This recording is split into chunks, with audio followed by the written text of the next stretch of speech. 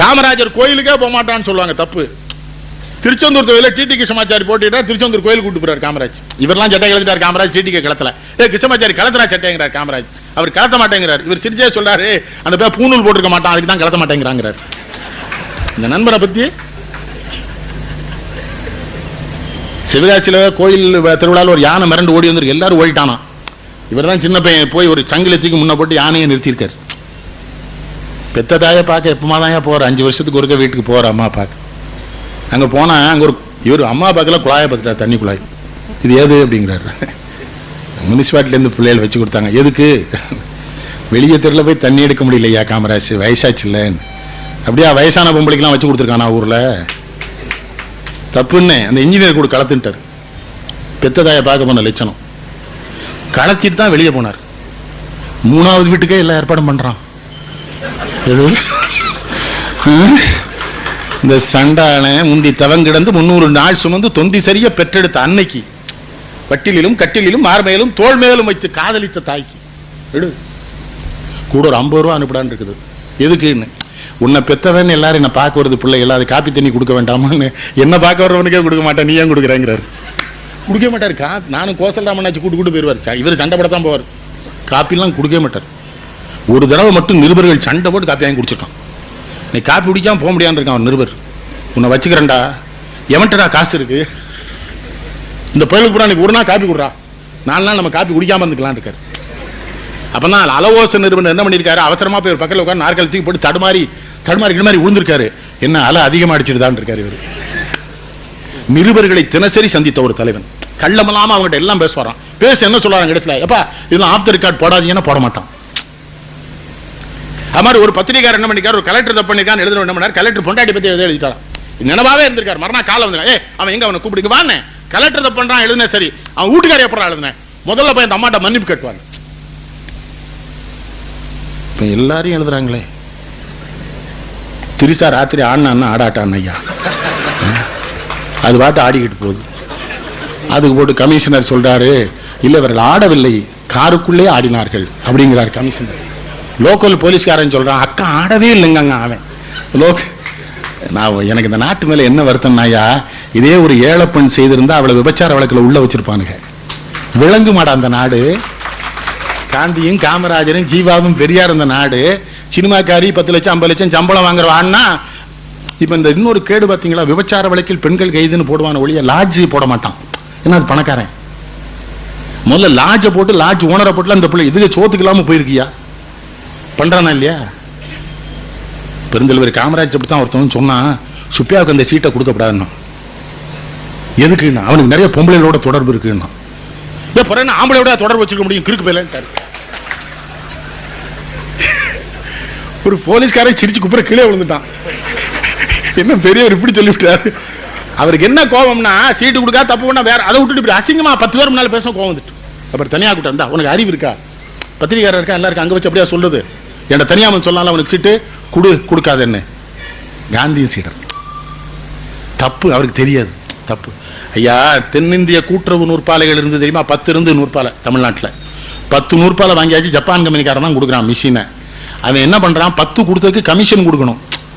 Commission யார்கிட்ட கொடுக்கறதுங்கிறான் வெங்கட்ராமன்ட்ட. இவர் சிரிச்சுக்கிட்டே இருக்கிறார், என்ன ஆர்வி கமிஷன் கொடுக்கணுங்கிறானா அப்படிங்கிறாரு.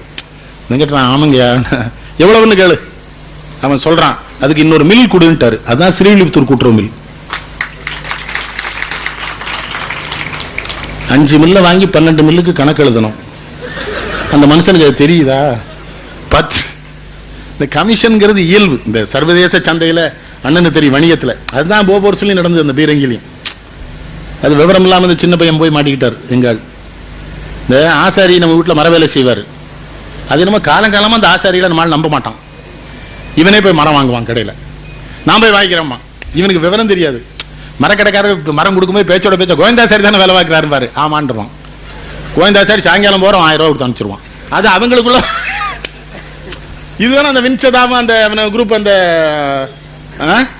கொத்தரை வச்சு எல்லாரும் மாட்டிக்கிட்டானோ, போய் ராஜீவ்காந்தி எழுத்து விட்டானு. இவர் விவரம்லாம் போய் மாட்டிட்டாரு. இது ஆசாரி கணக்கு அவருக்கு தெரிஞ்சிருந்தா மாட்டிருக்க மாட்டார். என்ன பண்ண, பூரா ஹார்வர்ட் யூனிவர்சிட்டியில் படிச்சவன பக்கத்தில் வச்சிருந்தா, எங்களை மாதிரி ஒன்றும் தெரியாத வச்சிருந்தா தான் விவரம் சொல்லுவான். இது எங்க வீட்டில் ஒரு செவரில் பொந்து விழுந்துருச்சு. இன்ஜினியர் இருந்தாரு, கொத்தனா இருந்தாரு. எங்க அப்பா இன்ஜினியர் கூட என்னன்னு பாருனாங்க. இவன் அளந்துகிட்டு இருந்தான். அளந்து நோட்டில் எழுதிட்டுருக்கான். 7:30க்கு 3 ரன். கொத்தனார் சட்னு 4 செங்கலை தட்டி வச்சு பூசிட்டு போயிட்டான். இன்ஜினியர் அங்கே போய் பார்க்க எங்கே பொந்துன்னா அதை அப்போதே பூசிட்டு போயிட்டான். நீ எழுதி முடி. இது காமராஜர் கொத்தனார் மாதிரி, இவன் பூரா இன்ஜினியர். இது சில விஷயங்கள் எனக்கு புரியலன்னு. திருநெல்வேலியில் ஒரு கூட்டத்தில் கூடியிருக்கானுங்க. உடனே நம்மால் ஒருத்தர் என்ன பண்ணிட்டான், லட்சக்கணக்கில் திரண்டிருக்கிற மக்கள் வெள்ளமேனா. இவர் சொன்னார், இதில் மொத்தம் 5000 பேருக்கு மேலே உட்கார முடியாது. லட்சம்னு எப்படா சொன்னேங்கிறார். அட விவகாரம் பிடிச்ச மனுஷன். நான் சொன்னேன், இது உயர்வு நபிர்ச்சி அணின்னா. இந்த அணி பிணிலாம் என்கிட்ட வச்சுக்கிடாத. என்னடா நீங்க ஒருத்தன் சம்மணம் ஊட்டி உட்காரணும்னா 1.5 சதுர மீட்டர் வேணும். ஆச்சா, அப்போ ஒரு 15000 சதுர மீட்டருக்கு இடத்துல எத்தனை பேர் உட்கார முடியும்? 8000 பேர். அதில் மேடை வேற போயிடும். உருளானுங்களா நம்ம தலைவனுங்க. 7 லட்சம் பேர் திரண்டனருங்க. அப்போ மொத்த ஈரோட்டி இடிச்சாத்தான் முடியாது. 7 லட்சம் பேர் பொய்யும் பிராடுமாயி போச்சு ஐயா. அந்த அந்த பெருசுலாம் பொய்யே. மகாத்மா காந்தி பம்பாய்க்கு வர்றாரு. இப்போ ஒரு வழக்கறிஞர் ஒரு இளைஞன் சண்டை போட்டே இருந்திருக்கான் விழா நடத்துறவங்கிட்ட. காந்தி கவனிச்சுக்காரு, என்ன அவன் சத்தம் போடுறான்னு இருக்கிறாரு. இல்லை, உங்களுக்கு முன்னால் காந்தி முன்னால யாரும் பேச விட மாட்டாங்க. வினோபா காந்திலாம் தங்களுக்கு முன்னால் யாரும் பேச விட மாட்டாங்க. தலைமை தாங்க யாரையும் அனுமதிக்க மாட்டாங்க. ஏன்னா என்னத்தையா உளறி தொலைச்சிருவான். காந்தியை பத்தி ஏதாவது சொல்லணும்னு நினைப்பில் என்ன பண்ணுவான் தெரியுமா? காந்தியினுடைய 2வது மனைவி இருக்காருன்றான். இம்பாட்டுக்கு என்னத்தையாவது தலைமை தாங்கிறவனுக்கு விவரம் தெரிஞ்சு சொல்லணும்ல, அதனால வேண்டான்றாரு. அவன் என்ன உடனே பேசணுங்கன்னு சரி சின்ன பையன் பேச விட்டார். இவன் பேசுறவன் என்ன பண்ணான்னா, காந்தியடிகளுடைய விழாவிலே கலந்து கொள்ளத்தான் நான் வந்தேன், வந்த இடத்தில் என்னை கட்டாயப்படுத்தி பேச சொன்னார்கள்ட்டான். இவனுக்கு காந்தியை பற்றி தெரியாது. காந்தி ஆரம்பிக்கும் போது சொன்னார், இந்த நாட்டில் படித்த இளைஞரெல்லாம் போராட்டத்துக்கு ஒண்ணுங்கிற ஆர்வத்தில் அந்த பையனை பேச விட்டேன், கெஞ்சி கூத்தாடினான்னு பேச விட்டேன். இப்படி பச்சை பொய்யா சொல்றாரு, நான் படித்தவங்களை நம்பி எப்படி போராட்டம் நடத்தேன்னு கேட்டார். இப்போ நான் அப்படி இல்லை, என் தம்பி பேசினானேன்றான். அவனும் பிராடு இவனும் பிராடு. காந்தி பிராடு இல்லை பார்த்தீங்களா? பொய் சொல்றான்டா அந்த பையன். சொன்னார் பார்த்தீங்களா காந்தி, அவர்கிட்ட அந்த நேர்மை இருந்தது இல்லை. சரி, உண்ணாவிரதம். நான் உண்மையான உண்ணாவிரதம் 36 நாள். எனக்கு ஆச்சரியம் என்ன தெரியுமா? ஒத்த மனுஷங்க, ஒத்த வேட்டி, நிர்வாணமா ஒரு மாடியில பட்னியா கிடக்கான். எவனோ ஒரு ஏழை அவன் முன்னால போய் நின்றுட்டு சாப்பிடுன்றான். இந்த கிழவன் கேட்கிறாரு, நீ சாப்பிட்டியான்னு கேட்கிறாரு. நான் என் பொண்டாட்டிலாம் என்னைக்காவது 10 நாளைக்கு ஒரு 2 தடவை தான் ஏன் சாப்பிடும், அதுக்கு மேலே எங்களுக்கு வழி கிடையாதுன்னு. நீயே சாப்பிடல, என்ன ஏன் சாப்பிட சொன்னேன்னு கேட்டான். அந்த அந்த அந்த ஏழை சொன்னா, நீ சாப்பிட்டா தாண்டா எதிர்காலத்தில் என் பிள்ளை குட்டிகள்லாம் அந்த நாட்டில் சாப்பிட்டுட்டு பத்திரமா இருக்க முடியும், நீ தயவு செய்து சாப்பிடியான்னா. உண்ணாவிரதுங்கிறது அவ்வளவு. அவர் கூரை வீட்டில் படுத்து கிடந்தார். நவகாடியில ரத்த களறி நடக்குது. கிழவன் கிளம்பி போயிட்டார் அங்க. இப்ப இங்கிருந்து அறிக்கை விடுவானே, வேதனையில் வேகிறேன், சாம்பலாகிறேன், தாங்க முடியவில்லை, என்னால தாங்க முடியல, வாழாங்க வந்தா வெட்டிடுவானே. இந்த கிழடு ஒத்தையில போதியா, ஒண்ணும் கிடையாது கையில. இந்த மாவட்ட ஆட்சித்தலைவர் கூட போறான், அவனுக்கு பின்னால ராணுவம் போகுது. காந்தி நின்றுட்டாரு. எதுக்கு ராணுவம்னாரு? எனக்கு ராணுவம்லாம் வேண்டாம்னாரு. கலெக்டர் சொன்னா, உனக்கு இல்லையா, ஏன் பாதுகாப்புக்கு தான் கலெக்டர். உன்னை சொன்னா, ஓம் பாதுகாப்புக்கு எதுக்கு ராணுவம், உனக்கு என்ன இளவு நடஞ்சொல்ல நாட்டில் என்ன தாவே கேட்பான், அதுக்கு தான் உனக்கு சேர்த்து போனார்ல நவகாளிக்குள்ள. இந்துக்களும் முஸ்லிம்களும் சகோதரர்கள் ஒருவர் அடித்துக் கொள்ள நான் அனுமதிக்க போக முடியல அவரால். போவானாயா போ. அது எங்க மாவட்டம் ரொம்ப மோசம். எப்ப வெட்டுவான், எப்ப குத்துவான், எதுக்கு வெட்டினானே தெரியாது. அவங்க வீட்டு ஆடு மேனு கத்திச்சு, அதுக்காக இவனை வெட்டேங்கிறான். இல்ல அது என் வீட்டை பார்த்து கத்திச்சுங்கானே. இவனை இந்த ஊரை நம்ம என்ன பண்ண, யாராவது வரானாங்க ஜாதி கலவரனா, எல்லாம் முடிஞ்சப்புறம் வருவான் நம்ம தீயணை பிஞ்சின் மாதிரி. கிடையாது. காந்தி நேர நவகாளிக்கு போ. நேரு சொல்றாரு, நீ போகாதன்றார். போவேங்க, அங்கேதான் என் சேவை ஒன்று. வினோபாபாவை வந்து சேர்ந்தால காந்தி அதெல்லாம் தலைமையா சொல்றாரு, எனக்கு சீடனாக வந்த என்னுடைய குரு வினோபாங்கிறார்.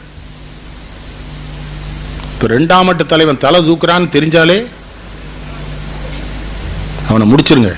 என்னை விட நல்லா பேசுற மாதிரி தெரியுது. இப்ப என்ன ஒழிச்சதே அதனால தானே. நல்லா பேசுறான், கூட்டம் கூடுது, தொண்டெல்லாம் என்கிட்ட பிரியமா இருக்கானா, எல்லாரும் சேர்ந்து உரங்கிட்டான். இந்த நிறைய பேர் என்கிட்ட ரயில்ல வர மாட்டேங்க, கார்லயே வரீங்க. ரயில்ல வருவேன், வர விட மாட்டேங்க. சும்மா இருந்தோலை தானா அண்ணாச்சி, இப்போ அரசியல் இல்லையோ. அவன் சென்னைக்கு போறான், அவன் சும்மா மூடிட்டு வர இல்ல. ஏன்னாச்சு இல்ல இல்ல ஓ, உங்களை மாதிரி ஆளையெல்லாம் விட்டுருக்கப்படாது. ஏங்க வா, நீ ஒன்றும் தமிழ்நாடு காங்கிரஸ் கமிட்டி தலைமை இல்லை, நீ எதுக்கு அழுது, எதுக்கு விட மாட்டேங்க ரயில்ல. சரி, ரயில்ல 2nd கிளாஸ்ல போறோம், போனா அவன் விடுதான். நான் டிடிஆர் ஐயா, ஏன் 2nd கிளாஸ் 1st கிளாஸ் இடனுக்கு அவனே கொண்டு பெட்டி அங்கே வச்சிடறான். 1500 ரூபாய் தீக்கணும்னு அவன் செட்டப்லேயே வர்றான். அங்கேருந்து இப்போ காரணம் எனக்கு பிரச்சனை இல்லை. இல்லை திருப்பூர் போகும்போது ஈரோட்டில் வந்து நவநீதன் பார்க்கணும்னு நினச்சா வந்து பார்த்துலாம். ரயில் இறங்கி வர முடியுமா? ரயில் அவ்வளவு கேள்வி கேட்குறானே.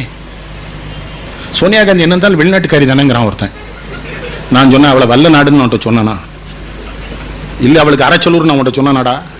இல்லை நீ ரயிலில் வந்து நீ போய் என்ன போடு ரொம்ப வம்புழுக்காத. இல்லை இன்னொரு பேர் கெட்டவரை அடிச்சு விடாருமா? அவன் அடிக்காம என்ன செய்ய? திரும்ப திரும்ப கேட்கான். கொஞ்ச நேரம் கழிச்சு பார்த்தா அவன் 2 மாத்திரை போட்டு தண்ணி குடிச்சான். இது தமிழ் மாத்திரையான்னு கேட்டேன். இந்திய மாத்திரை ஜெர்மன்காரன் தானே கண்டுபிடிச்சான்.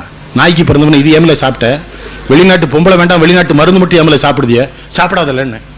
என்ன நீங்க பொண்டாட்டி நல்லவா அண்ணா விட்டுருங்கோ, 40 வருஷமா நான் குப்பை கொண்டுட்டு இருக்கேன் இந்த ஆளோட. அதான் விவரமா இருக்கா. உங்களால 10 நிமிஷம் தாங்க முடியல, என் நிலைமையை பார்த்தேன். அவளுக்கு இறக்கப்பட்டு விட்டுட்டேன். இவன் அடிச்ச என்னத்துக்கு? நன்னார் பேர் விட்டுருங்க அண்ணாட்டா. சரி விடு. ரயிலில் போக விட மாட்டாங்க, வம்புழுப்பான். எதுக்கு அவ எனக்கு நான் சொன்னே ஒரே வார்த்தையில் பதில் சொல்லண்டா. சோனியா காந்தி பிரதம மந்திரி ஆயிருந்தான்னு வச்சுக்க, இந்த நாட்டில் முதல்ல ஜாதியற்ற ஒரு பிரதமர் வந்திருப்பார்.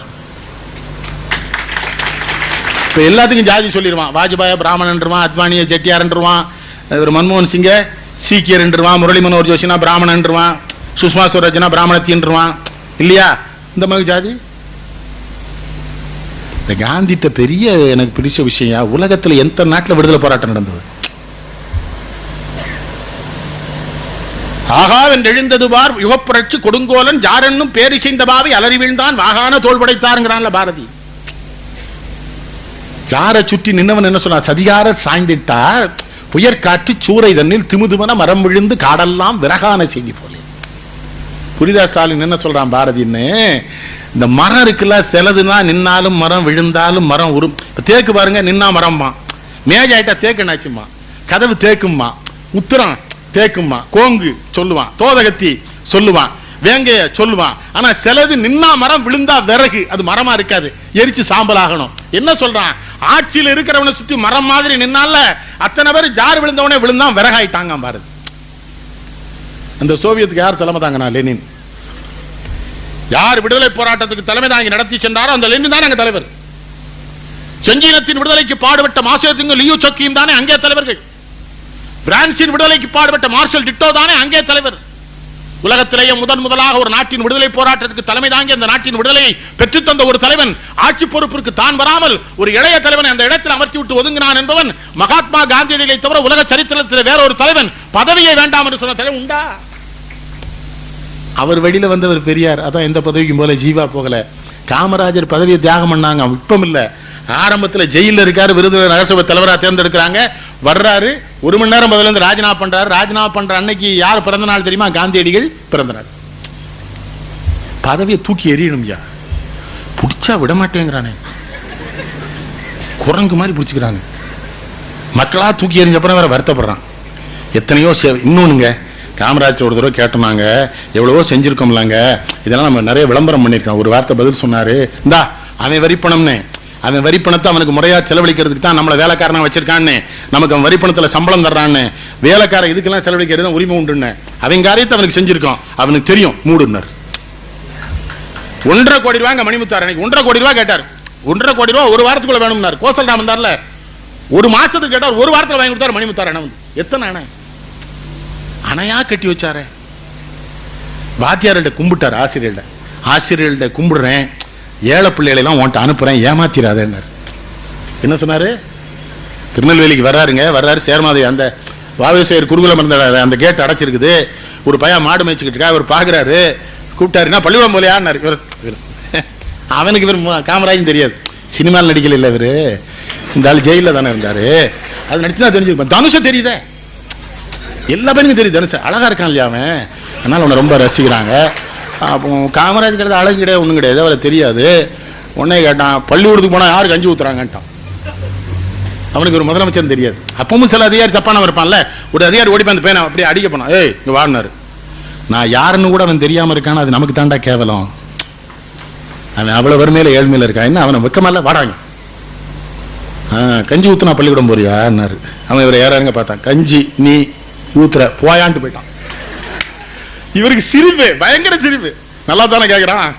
நேர மெட்ராஸ் போனாரு, NT சுந்தரவடியில கூப்பிட்டாரு. சுந்தரவடியில இந்த பசங்களுக்கு ஒரு நேரம் சோறு போட்டு பள்ளிக்கூடத்துக்கு கூட்டா வரவான்னு நினைக்கிறேன். அது 2 அணா மதிய உணவு, ஒரு செய்தி உங்களுக்கு சொல்றேன். புரட்சித் தலைவர் எம்ஜிஆர் காங்கிரஸ்காரர் 1963 காமராஜர் பிறந்த நாள் வாழ சென்னையில் கிடந்துக்கிட்டு எம்ஜிஆர் என்ன சொன்னா தெரியுமா? என் தலைவர் காமராஜர்னர். நினைவர்களை சித்திக்கு பெரிய பிரச்சனையாச்சு.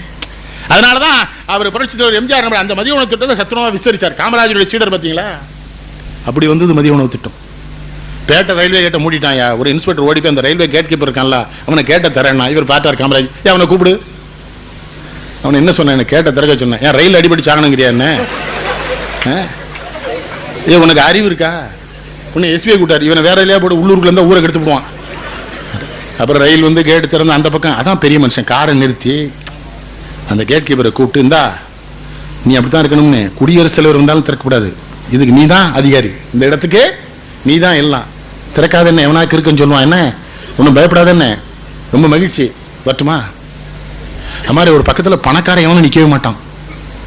திருநெல்வேலிக்கு வந்தாருவீங்களா, பணக்காரங்களாம் ஓடிடுவான் அவர்கிட்ட. ஏன்னா இவர் கையில் துட்டுருக்காது. இவனாவது ஏழை தொண்டை வந்து நிற்பான்ல, ஏ ராமசாமி நாடா அவனுக்கு 1000 ரூபா கொடுத்துருவாரு. எது? ஆனா அவர் எவ்வளவு வருமானம், இவன் ஏமாத்த முடியுமா அவரை? அவர் என்ன பண்ணாரு? எல்லா பேரும் வெளியே ஓடிட்டான், எல்லா பேரும் கூப்பிடும்பாரு. எங்கடா ஓடுறீங்க, கொடுங்கடா, சம்பாதிக்கிறீங்கல்ல. டெல்லிக்கு போயிருக்காருங்க நேரு, இவர் எல்லாரும் இருக்காங்க, மந்திரிகள் இருக்காங்க. ஒரு பொருட்காட்சி திறந்து வச்சிருக்காங்க. அந்த இடம் பார்க்குற மிஷின்ல அப்போ 4 நாள் நம்ம பொண்ணு போட்டு ஒவ்வொரு மந்திரி நேரு எல்லாரும் ஏறி பாக்குறாங்க. ஒவ்வொருத்தரா காமராஜ் வாங்க, இவர் போகவே இல்லை. நேரு கூப்பிடாரு, போகல. அப்புறம் நேரு கடைசி சொல்லியிருக்கிறாரு, அந்த 4 நாள் கூட அந்த ஆள்கிட்ட இருக்காதுடான் இருக்காரு நேரு. சாகும்போது நான் 10,000 ரூபா இருந்திருக்கு பேங்க் பேலன்ஸ். அந்த எம்பியா இருந்தனால வந்த பணம். இது மேடல் தப்பா பேச விடுவாரா? நார்வேல் நாகராஜா தேர்தலில் போட்டிடுறாரு. ஜெயகாந்தன் கண்ணாசெல்லாம் பேசி போயிட்டாங்க. சின்ன நாமல பேசுறாரு. இந்த ராஜாஜின்னார் சின்ன நாமல சட்டை பிடிச்சிருக்காரு. உட்காருன அவரை நீ என்ன பேசுறது? அவர் எவ்வளவு பெரிய மனுஷன், உட்காரு பேசுறான். ராஜாஜி நீ எப்படி பேசலாங்க? சின்ன நாமலே பேசாம இருக்கு, நான் பேசிக்கிறேன். பெரியவர், அவருக்கு என் மேல கோபம் இருக்கு. விடுதலை போராட்டத்தில் பங்கு பெற்றவர், முதல் கவர்னர் ஜெனரல், உலகத்தில் இருக்கிற 10 அறிவாளில் அவர் ஒரு அறிவாளி. கோபப்படட்டும், பெரியவங்க கோபப்பட்டானாங்கிறார். என்ன பேசுறானே புரியலையா? அவர் ஆடம்பரமெல்லாம் பேச தெரியாது அவருக்கு. ஒரு சின்ன செய்தி எப்படி சொன்னா தெரியுமா? திருநெல்வேலியில ஏகப்பட்ட கட்டை வெந்திருக்கு, சோத்தை பொங்கி வச்சிட்டோம்னு பார்த்து பருமாறுங்கிறார். ஏகப்பட்ட கட்டை வெந்திருக்குன்னு யாரை சொல்றாரு?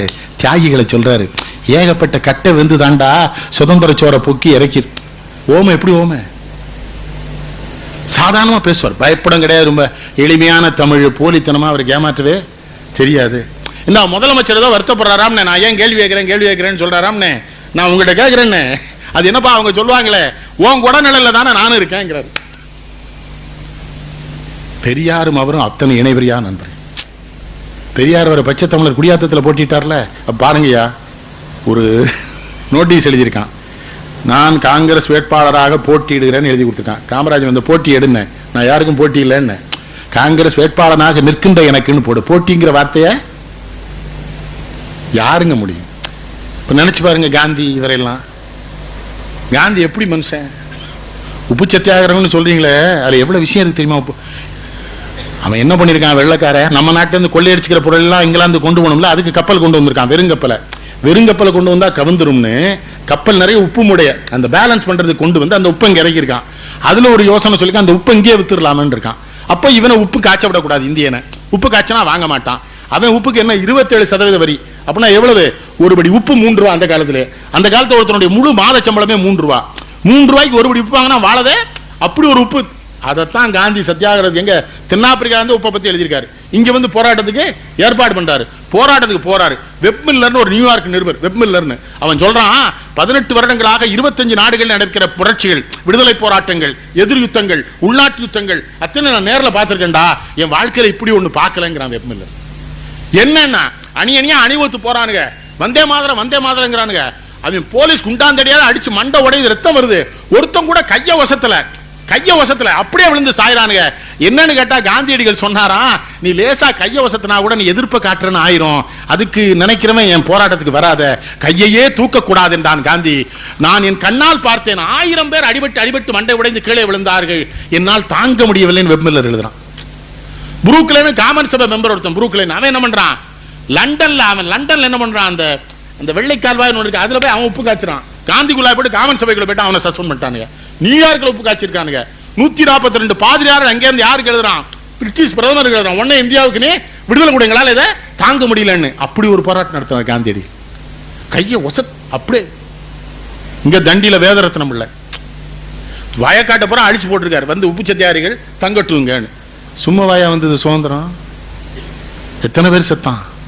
வவுசியை நினைச்சு பாருங்க, வக்கீலுக்கு படிச்சவர் செக்கெழுத்திருக்காரு. மேலோர்கள் வெஞ்சரையில் விழுந்து கிடப்பதும் நூலோர்கள் செக்கடியில் நோவதும் காண்களையோ மாம்பாரத். தண்ணீர் விட்டோ வளர்த்தோம் சர்வேசா, இப்பயிரை கண்ணீரால் காத்தோம் கருக திருவிழமோன்னு கேட்பான் பாரதி. அவனையும் பிச்சை எடுத்தானே சாக விட்டோம் பாரதியார. இப்ப தானே பாரதி. ஆனா என்ன இங்க வந்து என்ன பேசியிருக்கான்? மனிதனுக்கு என்ன தலைப்பு அது? மனிதனுக்கு மரணம் இல்லை. கருங்கல் பாளையத்தில் அவன் செத்துட்டானா பாரதி? நிறைய பேர் செத்துட்டே உயிரோடு இருக்கானே. நீங்க அவன் செத்து உயிரோடு இருக்கான், சில பேர் உயிரோடையும் செத்து போயிருக்கான். இது நான் சொல்ல, வள்ளுவர் சொல்றாரு, ஒத்ததறிவான் உயிர் வாழ்வான் மற்ற யார் செத்தார் உழைக்கப்படும். அறிவினான் ஆகுவதுண்டோ பெரிதும் நோய். அப்ப உயிர் வாழ்க்கை என்னது? அன்பு. அன்பின் வழியது உயிர் நிலைங்கிறார். அப்ப உயிருக்கு உயிர் அன்பு இல்லையா? அப்ப அன்புக்கு உயிர் எதுன்னு கேட்டா அறிவுங்கிறார். அறிவினான் ஆகுவதுண்டோ பெரிதும் நோய். அதானே காந்தி, காமராஜ், பெரியார். இப்ப பெரியாருக்கு என்ன வந்து பெரிய வீட்டு பிள்ளை தானே, சோரியமா சாப்பிட்டு நிம்மதியா அவ்வளவு சொத்தை வச்சுட்டு ஈரோட்டில் பெரிய பணக்காரங்க தான் நிம்மதியா வாழ்ந்துருக்கலாம்ல. அவர் அதுக்கு ஊரூரா அந்த வயசுலயும் 93 வயசுல. இன்னொன்னுங்க அனாவசியமா இந்த அந்த காலத்துல இந்த கிருகிரு மிட்டாய் வைப்பான் தெரியுமா, அந்த தட்டில் வச்சு. பெரியார் எங்கோ ரயில்வே கேட்ல மூடி நின்று இருக்கு. அந்த விக்கிரம் என்ன பண்ணிக்கான், சம்மாளி கொண்டு சின்ன சின்ன வைப்பானுங்க. அண்ணாச்சி அந்த காரனாக்கு 60-70 கொடுப்பான். இவர் பெரியார் காரனிட்டு இந்த மிட்டாய் கேட்டிருக்காரு. இவன் பெரியார் கேட்கறான்னு 2 கைட்டு அள்ளி கொடுத்துட்டான். வாங்கிட்டு என்ன பண்ணாரு, இன்னொரு காலனா கொடுன்ட்டாரு. அதான் பெரியார். அவன் என்ன ஆரம்பிச்சிருக்கான், உடனே சொல்லியிருக்காரு, என் ஐயா அப்போதான் அள்ளி கொடுத்தீங்களேன்னு இருக்கார். ஐயான்னு கொடுத்தேன். அப்படி கொடுத்தீங்கன்னா சங்கடப்படுவீங்க, நீங்க ஏழை, எண்ணித்தான் கொடுக்கணும், அதுக்கு தான் நான் திரும்ப கேட்டேன். இப்ப நான் தட்டே பிடிக்கிட்டு போயிடுவானுங்க. ஒரு சரியா இருக்கா? எம்ஆர் ராதாட்ட ஒரு நிகழ்ச்சிக்கு வரேன்ட்டாராம். எம்ஆர் ராதா காசு தரேன்ட்டார். காசெல்லாம் போக மாட்டார். ஒரு ராதாவுக்கு வசூல் ஆகலையாம். மொத்தம் சில்லறையா மாத்தி கட்டி போட்டு ஒரு கையில் கொடுத்துட்டாரு. எப்படியா கொண்டு போயிருன்னு இவர் வேனுக்குள்ள உட்காந்து எண்ணி பார்த்துட்டாரு. இவரை பத்தி அவனை கூப்பிட்டு இருக்காரு, என்ன திருட்டுத்தனம் பண்ற, 100 ரூபா குறையுதுன்னு இருக்காரு. ராதா சொல்லிருக்காரு, சண்டால போயா தர்ற. திருச்சியில ஒரு தொண்டர் என்ன பண்ணிருக்காரு, இவருக்கு பிறந்த நாள் கேக் சேர்ந்து கொண்டு வந்திருக்காரு. கேக் கொண்டு வச்சோன்னு இவர் பார்த்துருக்காரு. இது என்ன பண்ணுங்கிறீங்கோ? இது வெட்டணும். இது எவ்வளவுன்னு இருக்காரு. 100 ரூபான்னு. காசை கொடுத்து கேட்க நீங்களே வச்சுங்கன்னு இருக்கிறார். அவன் சொல்லியிருக்கான், இல்லைங்க உங்க பிறந்த நாளைக்காக கொண்டு வந்துட்டேன், எப்படியா வெட்டணும். இல்லைங்க 100 ரூபா கொடுத்துருங்க. நான் இல்லையா வேற 100 ரூபாயும் தர்றேன்னு இருக்கான். ரொம்ப மனசு இல்லாம வெட்டியிருக்கிறார். அவன் எடுத்து கூட வந்த தொண்டர்களுக்கெல்லாம் கொடுத்துருக்கான். கேக்கையும் கொண்டுகிட்டு திங்கிறதுக்கு ஆளையும் கூட்டே வந்துட்டாருன்னு இருக்காரு இவர். அதுலயும் நீங்க ஏன் அவர் கஞ்சத்தனத்தை காட்டல? இந்தியாவில் வாழுகிற ஏழை எளிய மக்கள் பொருளாதாரத்தில் எவ்வளவு தெளிவா இருக்கணும், தேவையற்ற செலவுகளுக்குள்ள ஈடுபட்ட கூடாதுல ஒரு கிழவன் கிடந்து சங்கடப்பட்டிருக்காரு. எல்லா பக்கமும் நான் இன்னொரு வருத்தங்க இந்த நாட்டில், இந்த சிலை இருக்கு பாருங்க, சிலை வேணாண்டா. எதுக்கு வள்ளுவனுக்கு சிலை, பெரியாருக்கு சிலை, அண்ணா சிலை வேணாண்டா. அவன் கொள்கைகளை கடைப்பிடி. தீண்டாமை ஒழிஞ்சிடுச்சா அந்த நாட்டில்? பெரியார் பாடுபட்டார். காந்தியடிகள் என்ன சொன்னார், இந்து மதத்திலிருந்து தீண்டாமையை ஒழிக்கவில்லை என்றால் தீண்டாமை அல்லாத ஜாதிகளற்ற இன்னொரு மதத்திற்கு போய்விடுவேன் காந்தி. அதனாலதான் சுட்டான். அதனாலதான் அவரை சுட்டான். இப்படி சொல்லிட்டான், இனிமேல் செட்டியா வச்சிருக்கப்படான்ட்டான். அவர் செட்டியா இருந்ததே நம்ம பையனுக்கு சொல்லி கொடுத்துட்டானே. நான் பாண்டிச்சேரியில் ஒரு கூட்டத்தில் பந்தாவா கேட்டேன், காந்தியடிகள் என்ன ஜாதி என்று தெரிந்தா இந்திய திருமக்கள் அவன் பின்னாலே அணிதிரண்டார்கள், யாருக்கா காந்தி ஜாதி தெரியுமான ஒருவே வந்துருச்சான். அவர் எங்க 1000 வயசை செட்டியாருட்டான். ஆஹா கெடுத்துட்டானடா, சொல்லி கொடுத்தானே இல்லையா? இருட்டரை கிடக்குதடா உலகம், சாதி இருக்கின்ற அன்பானும் இருக்கின்றானே. புரட்சி கவிஞர் பாரதிதாசன் அவரை செங்குந்தர் முரசு பத்திரிகையில் அட்டையில போட்டாங்க எங்காளுன்னு. வாவுசிய பிள்ளைமாராக்கிட்டான், காமராஜன் நாடாராக்கிட்டான், பசும்பொன்ன தேவராக்கிட்டான், பாரதிய ஐயன் ஆகிட்டான். பெரியார் வந்த நாட்டில் பெரியாரையே சொல்ல முடியாம சங்கடப்பட்டிருக்கான்ல, நாயுடு மகாஜன சங்கத்துல சேர்த்துருவான். எது அவரை எங்க நாய்க்கிறதாங்க. எது விளங்க மாடா. இந்த சிலையை முதல்ல ஒழிக்கணுங்க, பெரிய துன்பம். அது சிலையாது எல்லா ஊர்லயும் ஒண்ணு போல இருக்கா? மகாத்மா காந்தி அவன் விஷயத்துக்கு செஞ்சிருக்கான். நீங்க அந்த ஊட்டி குன்னூர்ல ராஜீவ் காந்திக்கு ஒரு சிலை செஞ்சு பிரபுவை திறக்க கூட நான் அந்த கூட்டத்துக்கு போய் பிரபுட்ட சொன்ன, ராஜீவ் காந்தி குடும்பத்திலே ஒருத்தன் கூட அப்படி கிடையாது, அப்படி ஒரு சிலை வச்சிருக்கான், நீ போய் அதை திறந்துடாதேன்னு சொன்னேன். நல்ல வேளை கண்ணன் நீங்க சொன்னீங்கன்னா அவர் திறக்க மாட்டேன்ட்டார். ராஜீவ் காந்தி இல்லது, அவன் லோக்கல், அவனுக்கு ஏதோ ஒரு நோக்கம் தோணிக்கு. அவர் பெரியப்பாக்கு சிலை செஞ்சு ராஜீவ் காந்திங்கிறான். நம்ம இதை இவன் என்ன பண்றது? இந்த சிலை ஒரு பெரிய கொடுமையா. சிலை வேணாம் சொன்னார்ல நூலகம், பெரியாரப்புறம் வாங்கி படி. அவர் சிலையா இங்க நிக்கணும், இங்கெல்லாம் வச்சிருக்கணும் பெரியார. மகாத்மா காந்தி எல்லா சிலைக்கும் எங்க ஊர்ல இரும்புல கவசம் போட்டாச்சு. மகாத்மா காந்தி ஜெயிலுக்குள்ள இருக்காரு, காமராஜ் ஜெயிலுக்குள்ள இருக்காரு, தேவர் ஜெயிலுக்குள்ள இருக்காரு, அம்பேத்கர் ஜெயிலுக்குள்ள இருக்காரு. என்னடான்னு கேட்டா என்னத்தையா சண்டை இழுத்துருவான் அந்த ஊர்ல. காமராஜ் சிலைக்கு செருப்பு போட்டா நாடார் தேவர் தகராறு, அங்க அம்பேத்கருக்கு போட்டா நான் பல்லர் தேவர், அப்படி சண்டை வந்துருமேன்னு வச்சு.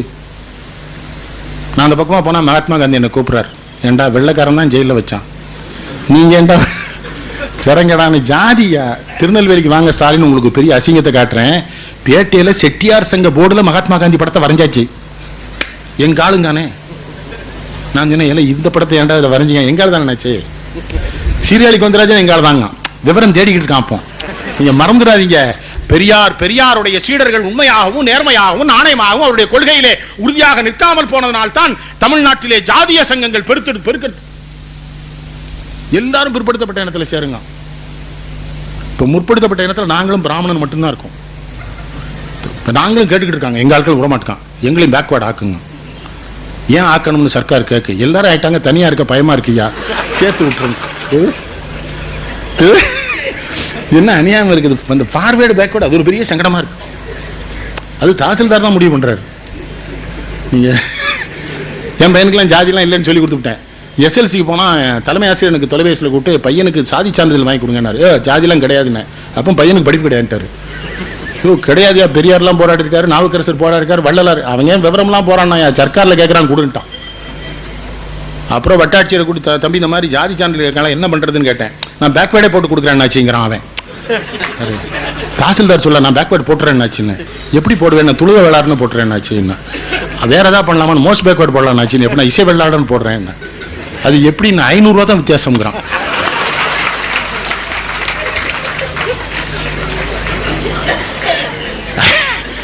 ₹500 சாதியை மாத்திரானுயா.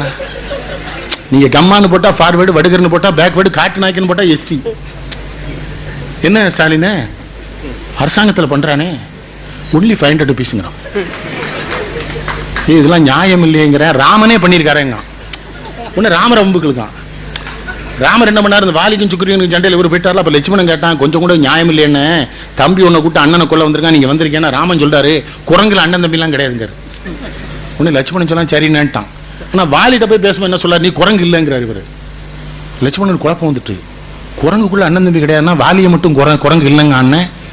அப்ப குரங்கு இல்லாதவனுக்கு எப்படி குரங்கு சுக்கிரியவன் தம்பியா பிறந்தான், குடும்பத்துல ஏதோ குழப்பம் இருக்கும் போலுக்கு. இன்னும் லட்சுமணன் குழம்பிருந்தான். நான் சொல்லல, கம்பராமாயணத்துல பெரியார் மேல எனக்கு இன்னொரு மரியாதை, படிச்சுட்டு தான் விமர்சனம் பண்ணார். நான் படிக்கிறேன் பேசுறேன். மேடையிலே வசிப்பார் பத்திரிக்கையில, நான் சொல்லிங்கோ சூரியநாராயண சாஸ்திரியார்னு ஒரு பெரிய லென்ஸை வச்சுட்டு படிச்சிருவாரு. இப்படி எழுதியிருக்கானுங்கோ. நான் இன்னொன்னு அவர்கிட்ட 3.5 மணி நேரம் பேசுவார். நான் பேசுனது எதையும் அப்படியே எடுத்துக்காதீங்கோ, வீட்டில் போய் சிந்திச்சு பாருங்கோ, சரியா இருந்தா வச்சிருங்கோ, இல்லைன்னா அவன் தான் நேர்மையானது. கொஞ்சம் நினைச்சு பாருங்க, காந்திய, பெரியார, ஜீவாவ, காமராஜரை. பெரியவற்ற என்ன பெரிய காமராஜர் மதுரையில பேசுறாரு, பொதுக்கூட்டத்தில் சொல்றாரு, இந்தா என்னையே பாராட்டாதன்னு, நான் கல்யாணம் பண்ணல, புள்ள ஊட்டி இல்ல, இந்த கக்கனை பாரு, போலீஸ் மந்திரியா இருக்காப்புல, தாழ்த்தப்பட்ட குடும்பத்தில் பிறந்த புள்ள, அதுக்கு பொண்டாட்டி பிள்ளைலாம் இருக்கு, ஏதாவது ஒரு தப்பு பண்ணிருக்காரா? என்ன பாராட்டு, கக்கனை பாராட்டு. குடும்பஸ்தனா இருந்துட்டு நேர்மையா இருக்கிறான், அவனை பாராட்டு. என்ன பாரா, தன் மேடையிலே தன்னுக்கு கீழே இருக்கிற ஒருத்தனை பாராட்டுன்னு சொல்ற பெருந்தன்மை வராதியா. கூட இருக்கணும் பாராட்டினா கட்சி விட்டு வெளியேற்றிடுவாங்க, பெரிய சங்கடமாயிரும். என்ன நான் சொல்றது புரியும் நினைக்கிறேன், உங்களுக்கு புரியாமலா இருக்கும். கக்கனை பாராட்டுற காமராஜர் நேர்மையானவருங்க. நீங்க எப்படி பார்க்கணும் தெரியுமா, அவர்கிட்ட மந்திரியா இருந்தவங்களை வச்சு. கக்கன் ராஜாஜி அரசினர் மருத்துவமனையில் தரையில கிடந்தார். சில விஷயத்தை சொல்லித்தான் தரணும். எம்ஜிஆர் கொடுக்கறதுக்குன்னே பிறந்தவர், எல்லாம் இயல்பா வரணும். எல்லாரும் கொடுத்துட மாட்டான். எனக்கு முன்ன ஸ்டாலின் இதை எப்படி நடத்துறான்னு பெரிய ஆச்சரியம். பணம் பெரிய விஷயம், பணம் வேணும், தொழிலாருக்கு இவ்வுலகம் இல்லை. எனக்கு 5-6 வருஷமா தான் அது புரிஞ்சது. அதுவரை நானும் விவலங்காதவனா தான் அலைஞ்சிக்கிட்டு இருந்தேன். நிறைய பேர் நமக்கு உணர்த்திட்டான் அதை. நான் எவனுக்கெல்லாம் உதவணும்னா அவெல்லாம் திரும்பியே பார்க்கல. என்ன ஒரு கஷ்டம் வரும்போது, கஷ்டப்படுறீங்களாச்சு உங்களுக்கு என்ன மகாராஜன் தான், கஷ்டப்பட்டா மகாராஜாங்கானே. இவனு எவ்வளவு மோசம் பார்த்தீங்களா ஸ்டாலின். பணம் எவ்வளவு பெரிய விஷயம். எம்ஜிஆர் கொடுத்தாரு, கொடுக்கறதே ஒரு போதை. புகழ் எப்படி போதே, அது கொடுக்கறது ஒரு போதை. கொடுத்தே பழ கக்கனை